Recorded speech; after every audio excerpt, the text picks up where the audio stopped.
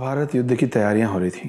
पांडव और कौरव अपनी अपनी शक्ति आजमा रहे थे। हर राजा और हर राजा की हर सेना ये निर्णय ले रही थी कि उसको किसकी तरफ से उतरना है। कौन पांडव की तरफ से उतरेगा, कौन कौरवों की तरफ से उतरेगा। अपनी अपनी ताकत बढ़ाने के लिए पांडव और कौरव अलग अलग राजाओं से मिल रहे थे। और उसी समय जब ये लोग जाके मिले एक राजा से जो थे उडुपी के राजा, उनसे पूछा गया कि आप किसकी तरफ से लड़ेंगे, कौरवों का साथ देंगे या पांडवों का। उडुपी के राजा ने बोला मैं किसी का साथ नहीं दूंगा और मैं सबका साथ दूंगा। लोग कंफ्यूज हो गए, इनको समझ नहीं आया। उडुपी के राजा ने बोला कि जब इतने लाख लोग लड़ेंगे तो लोगों को चोट भी लगेगी, उनके उपचार के लिए भी लोग चाहिए। जब इतने लाख लोग लड़ेंगे तो उनका भरण पोषण भी करना पड़ेगा, उनको खाना भी खिलाना पड़ेगा। वो साइड ले रहा हूँ जहाँ सबके चिकित्सा का पूरी जिम्मेदारी और सबको खाना खिलाने का पूरा ध्यान मैं रखूँगा। महाभारत का युद्ध शुरू हुआ। कुछ दिन लड़ते लड़ते बीत गए। हर दिन हजारों लोग मर जाते थे। फिर एक जादुई चीज़ होने लग गई। हुआ ये कि उडुपी के राजा हर दिन जितना खाना बनवाते थे, ना वो खाना बचता था और ना ही वो खाना अतिरिक्त होता था। मतलब ना एक्स्ट्रा बनता था और ना कम पड़ता था। तो जितने लोग मरते थे उसके हिसाब से खाना ऑलरेडी पहले से तैयार रहता था। तो बाकी सब लोग ये पूछे उडुपी के राजा से कि आपको कैसे पता होता है कि आज कितने लोग युद्ध से लौटेंगे और कितने हजार लोग मर जाएंगे। तब उडुपी के राजा ने एक राज खोला।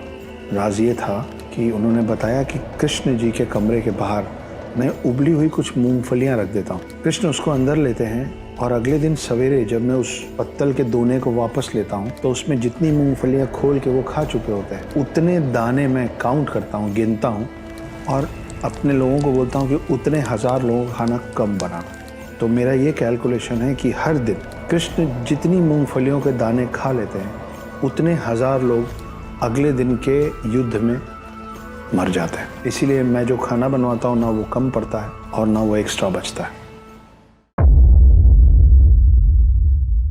महाभारत के युद्ध के बाद पांडवों ने कई सालों तक हस्तिनापुर पर राज किया था।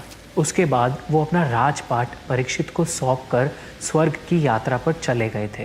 लेकिन क्या आप जानते हैं कि युद्ध से काफ़ी समय पहले ही एक बार पांडवों की मृत्यु हो चुकी थी। पांडवों के 12 साल के वनवास के कुछ आखिरी दिन, द्वैतवाना के जंगल में भीषण गर्मी के दिन और तालाब के किनारे खड़े युधिष्ठिर के सामने जमीन पर पड़े हुए उनके चारों भाइयों के मृत शरीर। एक दिन जब गर्मी के कारण पांडवों को बहुत प्यास लग रही थी, तब नकुल पानी की खोज में एक तालाब के पास जा पहुँचे। उन्होंने सोचा कि पहले खुद पानी पी लिया जाए और फिर अपने भाइयों के लिए पानी ले जाया जाए। लेकिन जैसे ही वो तालाब का पानी पीने के लिए नज़दीक गए, उन्हें एक बुलंद आवाज़ ने रोक दिया। वो एक यक्ष था जिसने नकुल से ये कहा कि अगर उसे इस तालाब का पानी पीना है तो पहले कुछ सवालों के जवाब देने होंगे।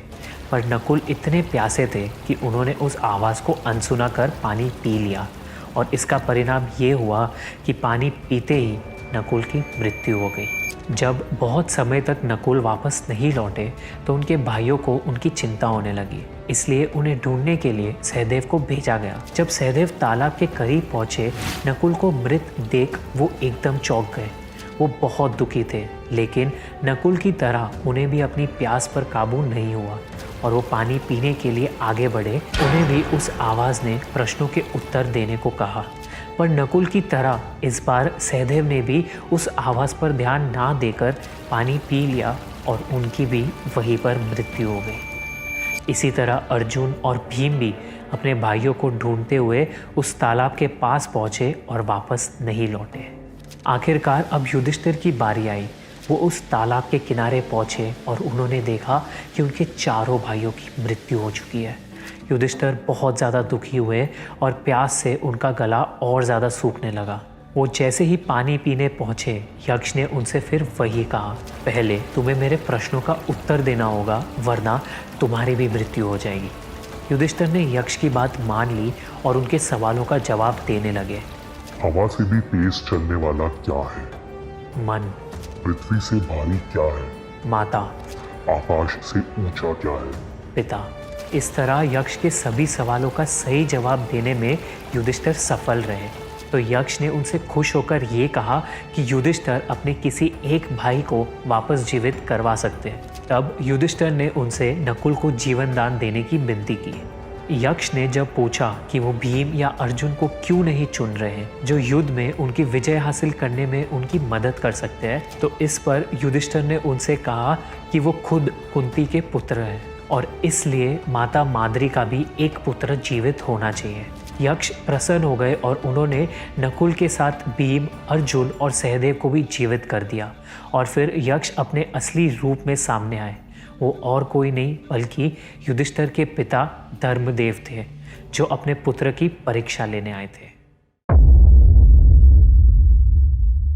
द्रौपदी का चीरहरण दुर्योधन नहीं बल्कि कर्ण की वजह से हुआ था। वो कर्ण ही था जिसने भरी सभा में द्रौपदी का वस्त्र हरण करने का सुझाव दिया, उन्हें सबके सामने अपमानित किया और 5 पति होने के कारण द्रौपदी के चरित्र पर भी कलंक लगाने की कोशिश की। ये द्रौपदी के स्वयंवर में हुए कर्ण के अपमान का बदला था। हम कई बार कहते हैं कि कर्ण बुरा इंसान नहीं था बल्कि उसकी संगत बुरी थी, लेकिन ऐसे कई किस्से हैं जो हमें ये बताते हैं कि कर्ण भी अधर्म में पीछे नहीं था। अगर आप कर्ण पर एक डिटेल वीडियो चाहते हैं तो हमें कमेंट्स में जरूर बताइए। कर्ण की बात कौरवों को अच्छी लगी। दुशासन ने द्रौपदी के वस्त्र उतारने शुरू किए। उसके 5 पति शर्म से अपने सर झुकाए खड़े थे। सभा में मौजूद द्रोणाचार्य, भीष्म पितामह, धृतराष्ट्र कोई भी मदद के लिए आगे नहीं बढ़ा। तब द्रौपदी ने श्री कृष्ण का ध्यान कर उनसे मदद मांगी और फिर एक चमत्कार हुआ। दुशासन द्रौपदी के वस्त्र खींचता चला गया और उसी के साथ वो वस्त्र लंबा होता गया, इतना लंबा कि दुशासन खींचते खींचते थक गया, लेकिन द्रौपदी को निर्वस्त्र नहीं कर सका। आखिर में धृतराष्ट्र ने कौरवों को रोका और पांडवों को जुए में हारा हुआ सब कुछ वापस दे दिया गया। काशी की राजकुमारी अम्बा के शिखंडी बनने की कहानी तो आपने सुनी ही होगी। अम्बा ने पितामह भीष्म से बदला लेने के लिए कड़ी तपस्या की और भगवान शिव के वरदान से उनका अगला जन्म शिखंडी के रूप में हुआ। शिखंडी ही महाभारत के युद्ध में भीष्म पितामह की मृत्यु का कारण बने। लेकिन अम्बा की बहनें अंबिका और अम्बालिका से जुड़ी एक ऐसी कहानी है जो शायद ज़्यादा लोग नहीं जानते।